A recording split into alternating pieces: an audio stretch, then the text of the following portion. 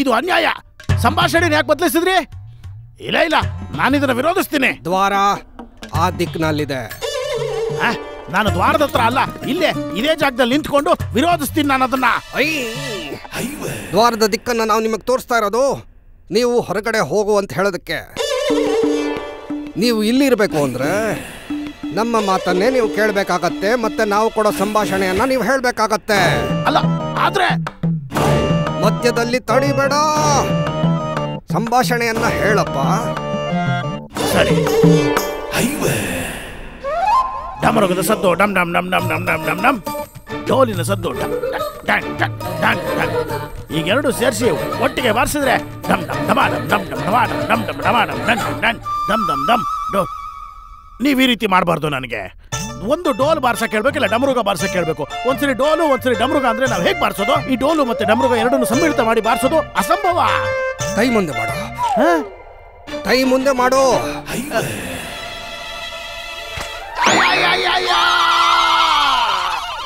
ಇಲ್ಲ,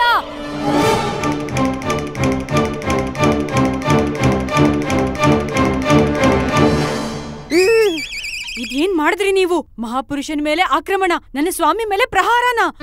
ಇವ್ರು ಯಾರು ಅಂತ ಗೊತ್ತಾ ನಿಮ್ಗೆ? ಸರ್ವಜ್ಞಾನಿ, ಪ್ರಚಂಡ ಪಂಡಿತ, ಶಿವನ ಭಕ್ತ, ಮಹಾ ತಪಸ್ವಿ, ಮಹಾಶಕ್ತಿಶಾಲಿ, ಮಹಾವೈಭವಿ. ಆದ್ರೆ ನೀವ್ ಹೇಳ್ತಿದ್ದೀರಾ ಇದು ರಾವಣ. ಏನು ಪ್ರಭುಗೆ ರಾವಣ ಅಂತಿದ್ದೀರಾ? ಮಾತಿನ ಅರ್ಥ ಏನಂದ್ರೆ ಇವರಲ್ಲಿ ಅದೇ ಎಲ್ಲ ಗುಣಗಳಿದೆ. ರಾಮಲೀಲನ ರಾವಣದಲ್ಲಿರೋದು. ನಾವು ಇವ್ರಿಗೆ ರಾವಣನ ಪಾತ್ರ ಕೊಡ್ತೀವಿ. ನೀವಂತೂ ಸರಿಯಾಗಿ ಹೇಳಿದ್ರಿ ಗುರುಗಳೇ. ಆಚಾರ್ಯರಿಗೆ ನೀವು ಸರಿಯಾದ ಪಾತ್ರನೇ ಕೊಟ್ಟಿದ್ದೀರಾ. ರಾವಣ ಸತ್ಯವಚನ ಮಣಿ. ಇವನಂತೂ ಚರಿತ್ರದಿಂದನೂ ರಾವಣನೇ. ಇವನು ರಾವಣ ಅಲ್ಲ, ರಾವಣನ ಅಪ್ಪನ್ ತರ ಆಡ್ತಿದ್ದಾನೆ. ನಮ್ಮ ಸ್ವಾಮಿ ರಾವಣ ಅಂದ್ಮೇಲೆ ನಾನು ಮಂಡೋದರಿ.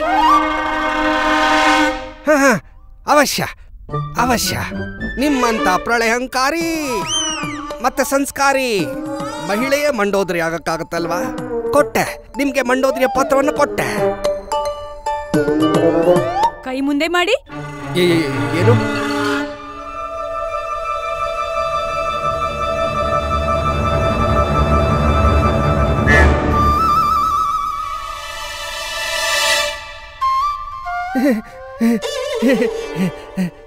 ಧನ್ಯವಾದ.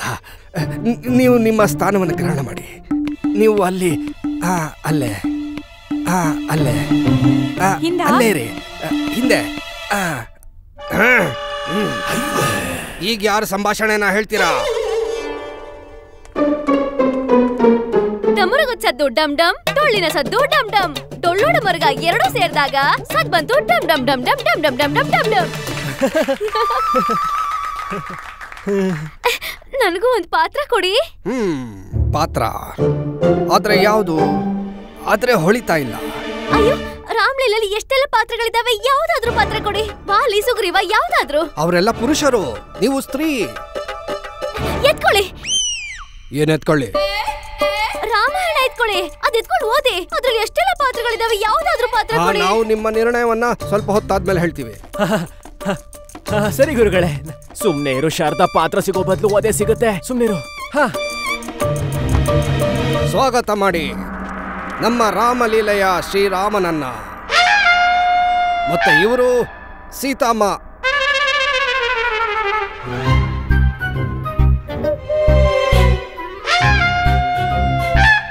ಆದ್ರೆ ಇದು ಹೇಗೆ ಸಂಭವ? ಇಬ್ಬಿಬ್ರು ಸೀತಾ ಮಾತೇನಾ? ನಾನು ಸೀತೆ.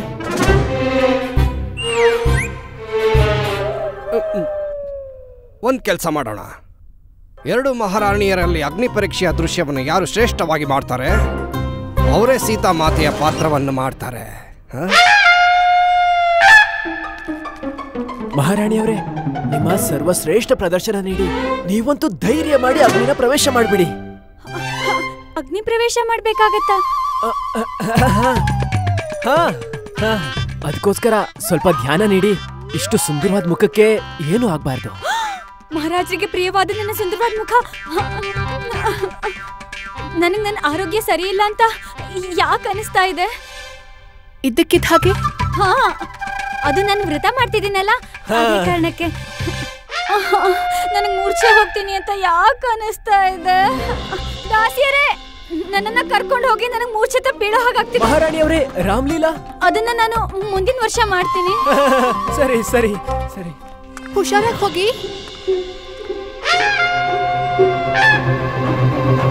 ರಾಮಕೃಷ್ಣ ಇಲ್ವಾ?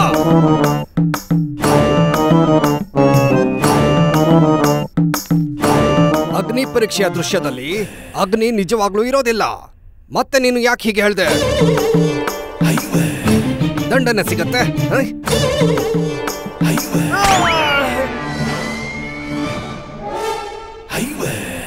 ಮಹಾರಾಜರೇ, ಶಾಂತರಾಗಿ ಮಹಾರಾಜರೇ. ಅವರು ಗುರುಗಳು. ನಾನು ಆಗ್ಲೇ ಹೇಳಿದ್ನಲ್ವಾ, ಅವರು ತುಂಬಾ ಕಠೋರ ಸ್ವಭಾವದವರು. ಈಗ ಸ್ಪಷ್ಟವಾಗಿದೆ, ಶ್ರೀರಾಮನ ಪಾತ್ರವನ್ನು ಮಾಡೋದು ಮಹಾರಾಜರೇ, ಮತ್ತೆ ಸೀತಾಮಾತೆಯ ಪಾತ್ರವನ್ನು ಮಾಡೋದು ನಮ್ಮ ಮಹಾರಾಣಿ ಚಿನ್ನಾದೇವಿ. ಆಹಾ ಆಹಾ, ಅದ್ಭುತ ವ್ಯಕ್ತಿತ್ವದ ಯುವಕ ಲಕ್ಷ್ಮಣನ ಪಾತ್ರ ನಿರ್ವಹಿಸ್ತಾರೆ.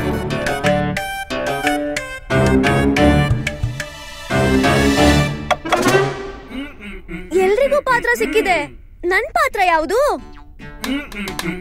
ನಾನ್ ನಿನ್ಗೆ ಆಗ್ಲೇ ಹೇಳದ್ನಲ್ಲ, ನಿನ್ನ ಪಾತ್ರದ ನಿರ್ಣಯನ ನಾನು ಆಮೇಲೆ ತಗೋತೀನಿ ಅಂತ. ಇಲ್ಲ ಇಲ್ಲ ಇಲ್ಲ, ಶಬ್ದ ಮಾತ್ರ ನಂದು, ಪ್ರಶ್ನೆ ಅಮ್ಮಂದು. ಅಮ್ಮ?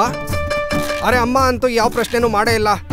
ಗುರುಗಳೇ, ಇವರು ಮೌನವ್ರತ ಮಾಡ್ತಾರೆ. ಅವ್ರ ಸಂಕೇತದಲ್ಲೇ ಎಲ್ಲ ಮಾತಾಡೋದು. ನಾನು ಮೂಕರ ರಾಮಲೀಲಾನ ಮಾಡ್ತಾ ಇಲ್ಲ. ಹೌದು ಹೌದು, ನೀವು ಸರಿಯಾಗಿ ಹೇಳಿದ್ರಿ. ಆದ್ರೆ ಅವರು ಶಬರಿ ಪಾತ್ರನ ಚೆನ್ನಾಗಿ ಮಾಡಬಹುದು ಅಲ್ವಾ? ಅದು ನಿಮ್ ಆಜ್ಞೆ ಇದ್ರೆ ಮಾತ್ರ. ಇಲ್ಲ, ಇವರು ಶಬರಿ ಆಗೋದಿಲ್ಲ. ನೀವು ಹೊರಡ್ಬೋದೀಗ.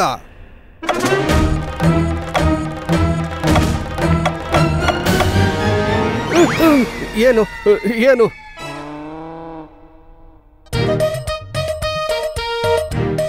ಇವ್ರಿಗೆ ಊಟ ಮಾಡಿಸ್ತೀರಾ? ಮಾಡಿಸಿ.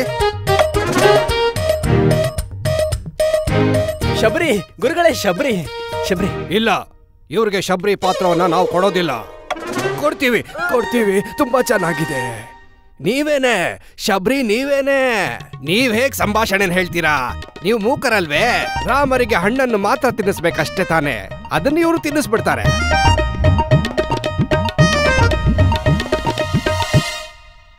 ರಾಮ, ಮಿಕ್ಕಿದ ಪಾತ್ರವನ್ನು ಯಾರು ಮಾಡ್ತಾರೆ ಅದರ ನಿರ್ಣಯನ ಈಗ ನೀನ್ ತಗೋತೀಯ. ಮತ್ತೆ ಎಲ್ಲ ವ್ಯವಸ್ಥೆಯನ್ನ ಈಗ ನೀನೇ ನೋಡ್ಕೋತೀಯ. ಸರಿ ಗುರುಗಳೇ. ಈಗ ನಾವು ರಾಮ್ಲೀಲಾದ ಅಭ್ಯಾಸದಲ್ಲೇ ಸಿಗೋಣ. ಸರಿ. ಮತ್ತೆ ಮೊಟ್ಟ ಮೊದಲಿನ ದೃಶ್ಯ ಶಬರಿ ಇದಾಗಿರುತ್ತೆ. ಮಂತ್ರಿಗಳೇ, ಹೇಳಿ ಮಹಾರಾಜರೇ. ವೇದಿಕೆ ತಯಾರಿದೆ? ಹೌದು ಮಹಾರಾಜರೇ. ಅದ್ಭುತ. ಮಹನೀಯರೇ, ನಿಮಗೆ ಸರಿ ಎನಿಸಿದರೆ ನಾವು ಸ್ವಲ್ಪ ಸಮಯದ ನಂತರ ರಾಮಲೀಲೆಯ ಅಭ್ಯಾಸ ವೇದಿಕೆಯ ಮೇಲೆ ಮಾಡುವುದೇ? ಆಗಲಿ, 1 ಗಂಟೆಯ ನಂತರ ವೇದಿಕೆ ಮೇಲೆ ಸಿಗೋಣ. ಅದ್ಭುತ.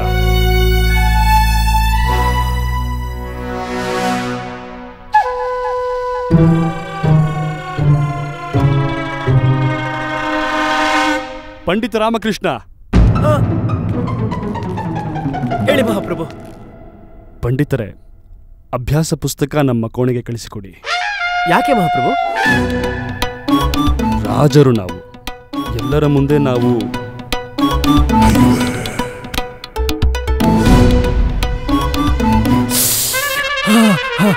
ಸರಿಯಾಗಿ ಹೇಳಿದ್ರಿ, ಸರಿಯಾಗಿ ಹೇಳಿದ್ರಿ ಮಹಾಪ್ರಭು.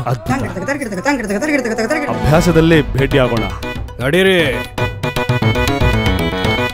ನಡೀರಿ.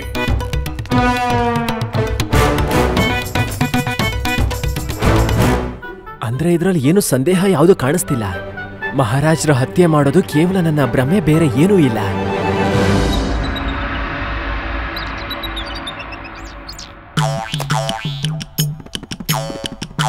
ಎಲ್ಲ ವ್ಯವಸ್ಥೆನೂ ಸರಿಯಾಗಿರ್ಬೇಕು, ಇಲ್ಲಾಂದ್ರೆ ಗುರುಗಳ ಹತ್ರ ಸುಮ್ಮನೆ ಪೆಟ್ಟು ತಿನ್ಬೇಕು. ಈಗ ಶಬರಿ ದೃಶ್ಯದಿಂದ ಪ್ರಾರಂಭ ಮಾಡೋಣ. ಬನ್ನಿ.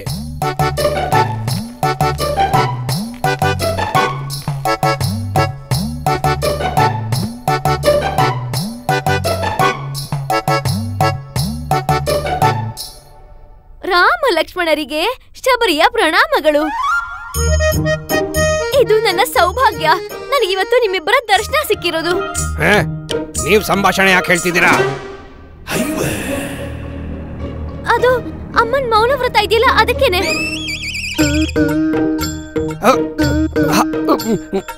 ಹಾಗಾದ್ರೆ ಸಂಭಾಷಣೆಯ ಅವಶ್ಯಕತೆನೇ ಇಲ್ಲ.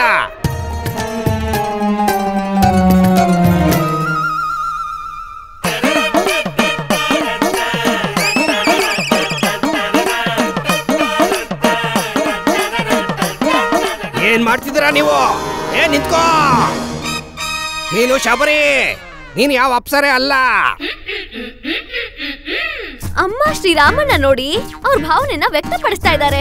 ಭಾವನೆಗಳ ಮೇಲೆ ನಿಯಂತ್ರಣ ಇಟ್ಕೋ, ಮತ್ತೆ ನಿಮ್ಮ ನಟನೆಯ ಮೇಲೆ ಗಮನವನ್ನು ಇಟ್ಟಿರಿ. ಹಣ್ಣನ್ ತಿಳಿಸಿ, ಹಣ್ಣನ್ನ. ಗುರುಗಳೇ, ನಿಜವಾದ ಹಣ್ಣುಗಳಿದ್ರೆ ಇನ್ನೂ ಚೆನ್ನಾಗಿರುತ್ತಲ್ವಾ? ಹೌದು ಹೌದು, ಹಣ್ಣನ್ನ ತರಸೆ. ಹಾ ಗುರುಗಳೇ, ನಾನು ಹಣ್ಣಿನ ವ್ಯವಸ್ಥೆ ಮಾಡಿದ್ದೀನಿ. ಅಮ್ಮ ಅಲ್ಲಿಟ್ಟಿದ್ದೀನಿ, ತಗೋಬನ್ನಿ. ಏನು? ಅಯ್ಯೋ, ಶಬರಿ ಶ್ರೀರಾಮನಿಗೆ ಹಣ್ಣು ತಿನ್ಸಿರೋದು, ಲಾಡು ಅಲ್ಲ. ಸುಮ್ನೆ ಅದನ್ನ ತಿನ್ಸು.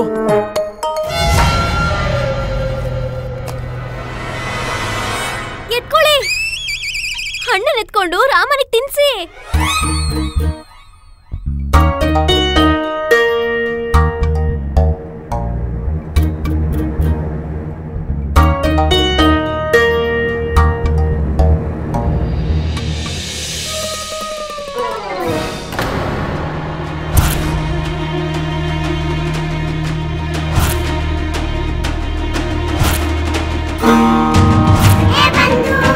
ರಾಮ, ನೀನಿಟ್ಟಿದ್ದ ಹಸಿರು ಹಣ್ಣು ಹೇಗೆ ಕೆಂಪಾಗೋಯ್ತು? ಯಾರೋ ಹಣ್ಣನ್ನು ಬದಲಾಯಿಸಿದ್ದಾರೆ. ಯಾರು ಮತ್ತೆ ಯಾಕೆ? ಇದ್ರಲ್ಲಿ ಏನಾದ್ರೂ ಬೆರೆಸಿದಾರಾ ಹೇಗೆ? ಮಹಾರಾಜರ ಜೀವಕ್ಕೆ ಕಂಟಕ ಇದೆ ಅನ್ಸುತ್ತೆ.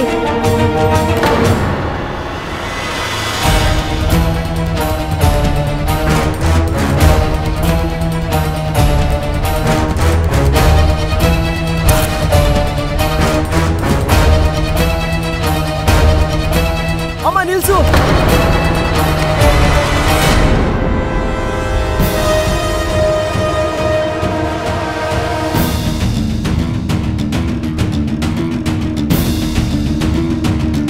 ಏನ್ ಮಾಡ್ತಿದ್ಯಾ? ಮಧ್ಯ ಬರಬೇಡ.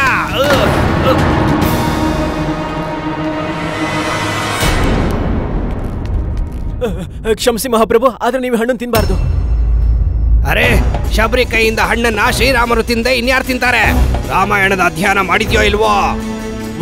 ಮಾಡಿದ್ದೀನಿ ಗುರುಗಳೇ, ಆದ್ರೆ ಮಹಾಪ್ರಭು ಇದನ್ನು ತಿನ್ಬಾರ್ದು. ಆದರೆ ಯಾಕೆ ಪಂಡಿತ ರಾಮಕೃಷ್ಣ? ಯಾಕೆಂದ್ರೆ ಇದು ಈ ಹಣ್ಣನ್ನು ನಾನು ತಿನ್ಬೇಕು.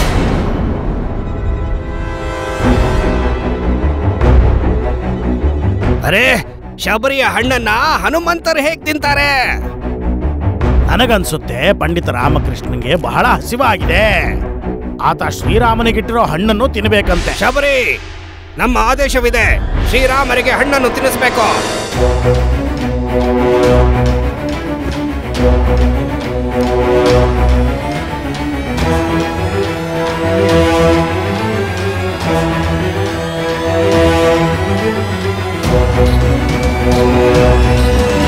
ಅಮ್ಮ ಇಲ್ಲ.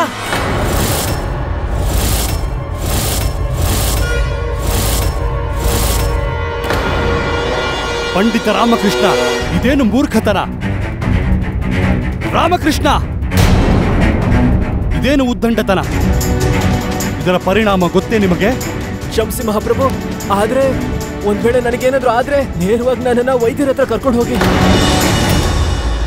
ಶಿಕ್ಷೆ ಕೊಡಿಸುವಂತ ಅವಶ್ಯಕತೆನೇ ಬರೋದಿಲ್ಲ ಅನ್ಸುತ್ತೆ. ಮಹಾರಾಜರು ನನ್ನ ಪರಲೋಕಕ್ಕೆ ಕಳಿಸ್ಬಿಡ್ತಾರೆ. ಏನ್ ಹೇಳ್ತಿದ್ದೀರಾ ಪಂಡಿತ ರಾಮಕೃಷ್ಣ? ಮಂತ್ರಿವರ್ಯ, ನನಗೆ ಸಂದೇಹ ಏನಂದ್ರೆ ಈ ಹಣ್ಣಲ್ಲಿ ವಿಷ ಹಾಕಿದ್ದಾರೆ.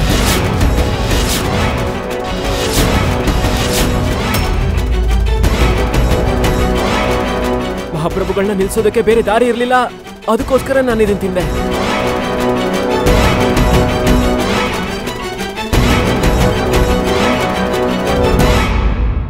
ರಾಮಕೃಷ್ಣ, ನಿಮಗೆ ಸಂದೇಹ ಬೇಕೆ ಬಂತು? ನೋಡಿ ಮಹಾರಾಜ್ರೆ, ಈಗ ಮೌನವಾಗಿದ್ದಾರೆ. ಇವನಿಗೆ ನೆನಪು ಸಹ ಇಲ್ಲ. ಮಹಾರಾಜರಿಗೆ ಈ ರೀತಿಯ ಮಾಡಿದ್ರೆ ಕೋಪ ಬರುತ್ತೆ ಅಂತ ಹೇಳಿ ಈಗ ತನ್ನ ಅಪರಾಧವನ್ನ ಮುಚ್ಚಿಡೋದಕ್ಕೆ ಪ್ರಯತ್ನ ಮಾಡ್ತಾ ಇದ್ದಾನೆ. ಇಲ್ಲ ಆಚಾರ್ಯರೇ, ನನಗನ್ಸುತ್ತೆ ಪಂಡಿತ ರಾಮಕೃಷ್ಣ ಮಾಡಿದ ಕೆಲಸ ಸರಿ ಅಂತ. ಪಂಡಿತ ರಾಮಕೃಷ್ಣನ ಮನಸ್ಸಿನಲ್ಲಿ ಕೆಟ್ಟ ಭಾವನೆ ಇರಲಿಲ್ಲ. ನಿಮ್ಮ ಸುರಕ್ಷತೆಗೋಸ್ಕರ ಅವರು ಚಿಂತೆ ಮಾಡಿದ್ರು, ಆದ್ರೆ ಅದು ಸರಿಯಾಗಿ ವ್ಯಕ್ತ ಆಗಲಿಲ್ಲ. ಅವರನ್ನ ಕ್ಷಮಿಸ್ಬಿಡಿ ಮಹಾರಾಜರೇ. ನಮಗೆ ಅರ್ಥವಾಗುತ್ತದೆ ಮಂತ್ರಿಗಳೇ, ಆದರೆ ಇಷ್ಟು ಅನುಮಾನ, ಇಷ್ಟು ಸಂದೇಹ ಒಳ್ಳೆಯದಲ್ಲ. ಇಲ್ಲಿ ನಮಗೆ ಯಾರು ಹಾನಿ ಮಾಡುತ್ತಾರೆ? ನೀವು ಹಣ್ಣು ತಿಂದಿರಲ್ಲ, ನೀವು ಚೆನ್ನಾಗೇ ಇದ್ದೀರಿ. ಏನಾದರೂ ಆಯ್ತೆ? ಪಂಡಿತ ರಾಮಕೃಷ್ಣ, ನೀವು ಸ್ವಲ್ಪ ವಿಶ್ರಾಂತಿ ಪಡ್ಕೊಳ್ಳಿ. ನೀವು ನಿಮ್ಮ ಮನಸ್ಸಿನಲ್ಲಿರೋ ವ್ಯರ್ಥ ಆಲೋಚನೆಗಳನ್ನ ದೂರ ಮಾಡಿ.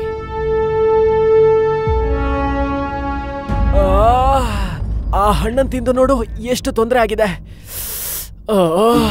ಇದ್ ಖಂಡಿತವಾಗ್ಲೂ ಮಹಾರಾಜರ ಹತ್ಯೆ ಮಾಡೋಕೆ ಮಾಡಿರೋದು. ಅವ್ರಿಗಾಗ್ಬೇಕಾಗಿರೋದು ನನಗಾಗ್ತಿದೆ. ನಾನ್ ಕೇವಲ 2 ಹಣ್ಣು ತಿಂದಿದ್ದಷ್ಟೇ ಶಾರದಾ, ಅದಕ್ಕೆ ಹೀಗಾಗೋಗಿದೆ. ಒಂದ್ ವೇಳೆ ನಾನು ಜಾಸ್ತಿ ಹಣ್ಣು ತಿಂದಿದ್ರೆ ನಾನೇನಾಗ್ತಿದ್ದೆ?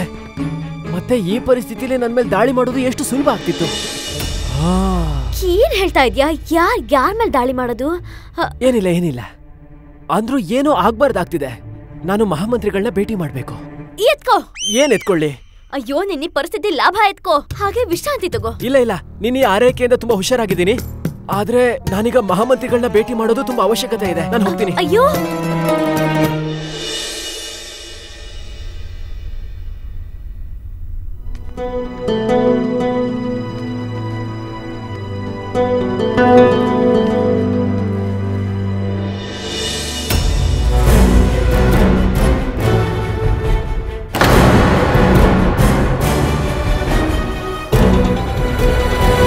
ಪ್ರಣಾಮಗಳು ಮಂತ್ರಿವರ್ಯ. ನಿಮ್ಮ ಅನುಮತಿ ಇಲ್ಲದೆ ಬಂದಿದ್ದಕ್ಕೆ ಕ್ಷಮೆ ಕೇಳ್ತಿದ್ದೀನಿ. ಆದ್ರೆ ನಿಮ್ಮನ್ನ ಭೇಟಿ ಮಾಡೋದು ತುಂಬಾ ಅವಶ್ಯಕತೆ ಇದೆ. ಮಹಾರಾಜರ ಪ್ರಾಣ ಸಂಕಟದಲ್ಲಿದೆ. ಆದ್ರೆ ನನಗೆ 2 ಹಣ್ಣು ತಿಂದಿದ್ದಕ್ಕೆ ನನಗೆ ಈ ತರ ಆಗೋಗಿದೆ. ಆ ಹಣ್ಣನ್ನ ಮಹಾರಾಜರು ತಿನ್ಬೇಕಿತ್ತು ಮಹೋದಯ. ಏನೋ ನಡೀತಿದೆ, ಏನೋ ಆಗ್ತಿದೆ. ಮಹಾರಾಜರ ಪ್ರಾಣಕ್ಕೆ ಕಂಟಕ ತರುವಂತದ್ದು. ನಾನು ವಿಸ್ತಾರವಾಗಿ ಹೇಳ್ತೀನಿ. ಇದು ಕೃಷ್ಣದೇವರಾಯರ ಕೊನೆಯ ರಾಮಲೀಲೆ. ಅವತ್ತು ಶಸ್ತ್ರ ಪ್ರಯೋಗ ಮಾಡೋ ದಿನ ಗುರಿ ಹಾಕ್ಸಿದ್ದು ಮಹಾಪ್ರಭುಗಳನ್ನೇ. ಆದ್ರೆ ಆ ಸ್ಥಾನದಲ್ಲಿ ಗುರುಗಳು ಬಂದು ನಿಂತ್ಕೊಂಡ್ರು. ಅದಕ್ಕೆ ಮಂತ್ರಿವರ್ಯ, ನೀವ್ ಯಾಕೇನು ಮಾತಾಡ್ತಿಲ್ಲ?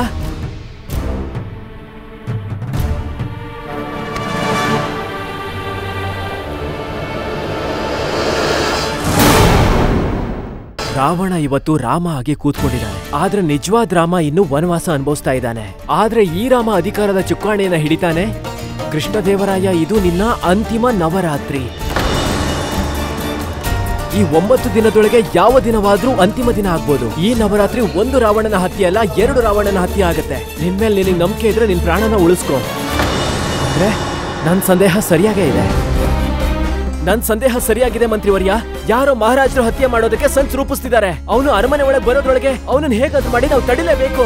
ಯಾವ ಪ್ರಯೋಜನನೂ ಇಲ್ಲ ಪಂಡಿತ ರಾಮಕೃಷ್ಣ, ಯಾವ ಪ್ರಯೋಜನನೂ ಇಲ್ಲ. ಮಹಾರಾಜರ ಸ್ವಾಭಿಮಾನ ಈ ರಾಜ್ಯಕ್ಕಿಂತಲೂ ವಿಶಾಲವಾಗಿದೆ. ಮತ್ತೆ ಕೇವಲ ಒಂದು ಪತ್ರಕ್ಕೋಸ್ಕರ ಮಹಾರಾಜರು ತಮ್ಮ ಜೀವನ ಶೈಲಿಯನ್ನ ಬದಲಾಯಿಸಿಕೊಳ್ಳೋದಿಲ್ಲ. ಆದ್ರೆ ಮಹಾಪ್ರಭು, ಇದು ಗಂಭೀರವಾದ ಆರೋಪ, ರಾಜದ್ರೋಹದ ಪ್ರಯತ್ನ. ಸರಿ, ಆದ್ರೆ ಪ್ರಜೆಗಳಿಗೇನಾದ್ರೂ ಗೊತ್ತಾದ್ರೆ ಅನಾಹುತ ಆಗುತ್ತೆ. ನಾವು ಈ ವಿಷಯನ ನಮ್ಮಲ್ಲೇ ಇಟ್ಕೊಂಡು ಮಹಾರಾಜರ ಸುರಕ್ಷತೆ ಬಗ್ಗೆ ನಾವು ಯೋಚನೆ ಮಾಡೋಣ. ಯಾವ ವ್ಯಕ್ತಿ ಇಷ್ಟು ಧೈರ್ಯವಾಗಿ ಜೀವ ಬೆದರಿಕೆನ ಹಾಕ್ತಿದ್ದಾನೋ ಅಂದ್ರೆ ನನಗನ್ನಿಸ್ತಿದೆ ಅವನ ಮೇಲೆ ಅವನಿಗೆ ತುಂಬಾ ನಂಬಿಕೆ ಇದೆ. ಅವನವನ್ ಷಡ್ಯಂತ್ರನ ರೂಪಿಸಾಗೋಗಿದೆ. ನಾವೇನಾದ್ರೂ ಮಾಡ್ಲೇಬೇಕು ಮಂತ್ರಿವರ್ಯ. ನೀವು ಸರಿಯಾಗಿ ಹೇಳಿದ್ರಿ. ಆದ್ರೆ ಈ ಷಡ್ಯಂತ್ರನ ಯಾರು ಮಾಡಿರ್ಬೋದು? ಇದಕ್ಕಿಂತ ಜಾಸ್ತಿ ನಾವು ಇನ್ನೊಂದು ವಿಷಯನ ತಿಳ್ಕೋಬೇಕಾಗಿದೆ. ಅವನು ಹೊಸ ದಾಳಿ ಯಾರ ಮೇಲೆ ಮತ್ತೆ ಯಾವಾಗ?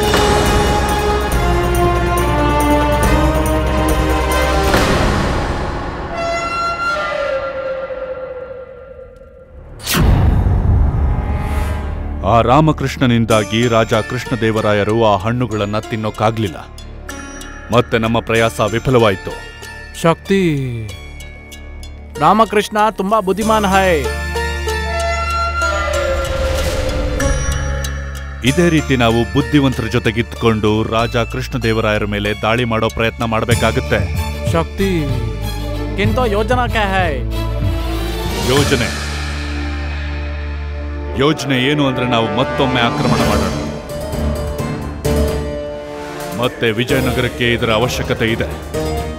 ಈಗ ನಾವು ರಾಮ್ಲೀಲೆ ಶುರುವಾಗೋವರೆಗೂ ಕಾಯಬೇಕಾಗುತ್ತೆ. ಮತ್ತದಾದ್ಮೇಲೆ ನಮ್ಮ ಕೆಲಸ ಸಫಲವಾಗುತ್ತೆ. ದಾರೂನ್